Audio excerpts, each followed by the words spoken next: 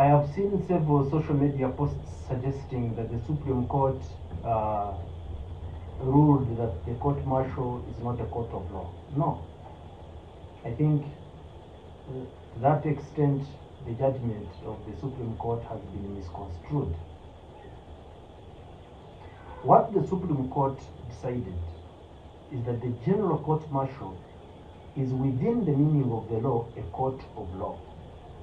However, the Supreme Court also noted that the textual composition of the court-martial within the structure of the UPDF Act is unconstitutional.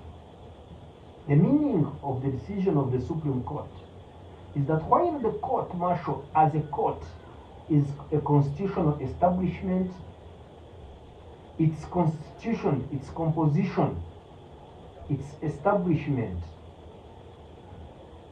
by the UPDF Act is unconstitutional. So it annulled the composition or the constitution of the court without annulling the court. So the essence of the judgment of the Supreme Court is that it directed the closure of all activities within the court unless and until they are constituted in line with the Constitution. But the Supreme Court did not say the house is not a house and it should be banned. No. So the correct interpretation of the judgment of the Supreme Court is that the court-martials are lawful courts of law.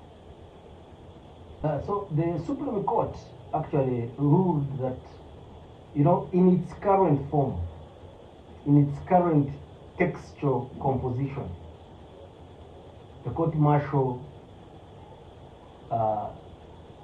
is incapable of expending justice through the tenets of fair hearing as envisaged in Article 28 of the Constitution. First, the Supreme Court noted that court-martials are manned by unqualified people. It doesn't have any legal professionals capable of administering justice within the meaning of the law. All of you heard the Chief Justice raising analogies of dock lawyers being taken to theaters to perform surgery on the liver, and having reached the stomachs of people, they are incapable of telling between intestines, large intestines and small intestines. He specifically raised the analogy of Makerere University professor of history, being taken to fly a Boeing to Egypt. The Chief Justice was trying to deliver a point home that the soldiers who are currently manning the court-martial are not even competent to try a case of stealing chicken. Yet you are entrusting them with the duty of making decisions where people's lives are at stake. Capital offenses. Then the Supreme Court also noted that the UPDF Act had closed down the right of appeal of the decisions of the Court-Martial Appeal Court. So court found that that violates Article 22 and 44 of the Constitution, as well as Article 28 of the Constitution. That clogging the right of appeal to the Supreme Court in the cases that carry life sentence or death sentence as a punishment on conviction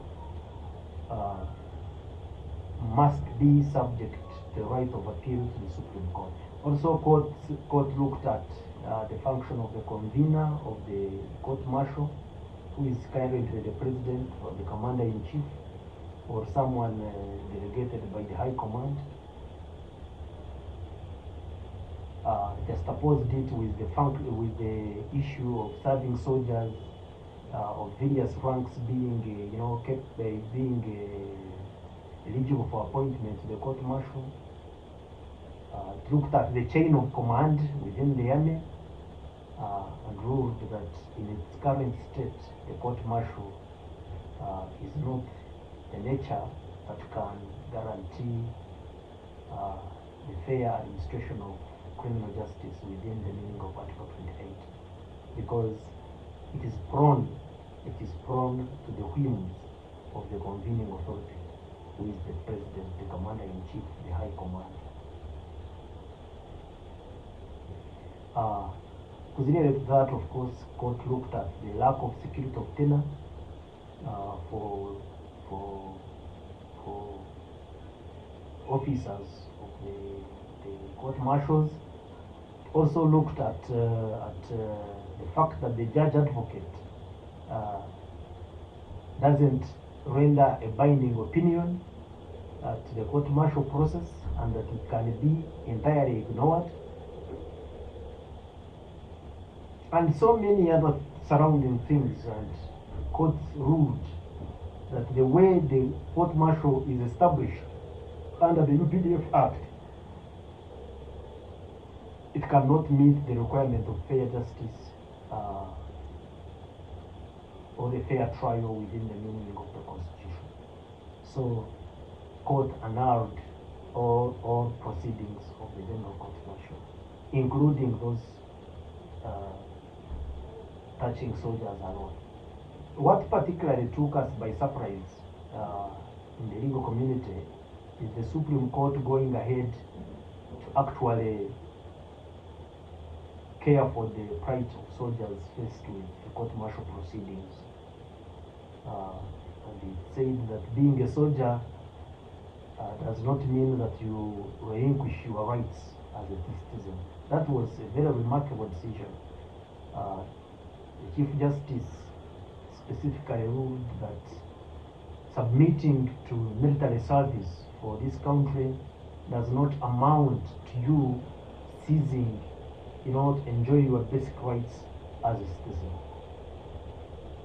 So, although he noted that military service may naturally not give you a normal life as an ordinary citizen, there are certain inalienable rights which you do not relinquish by merely being a soldier. And one of those is the right to fair hearing when faced with criminal charges. And I think that was remarkable.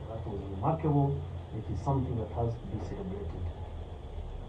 So court went ahead and ruled that even a soldier faced with criminal prosecution before the court martial is entitled to enjoy, or is entitled to be given the benefit of a fair hearing as established under Articles 41 and 28 of the Constitution of the Republic.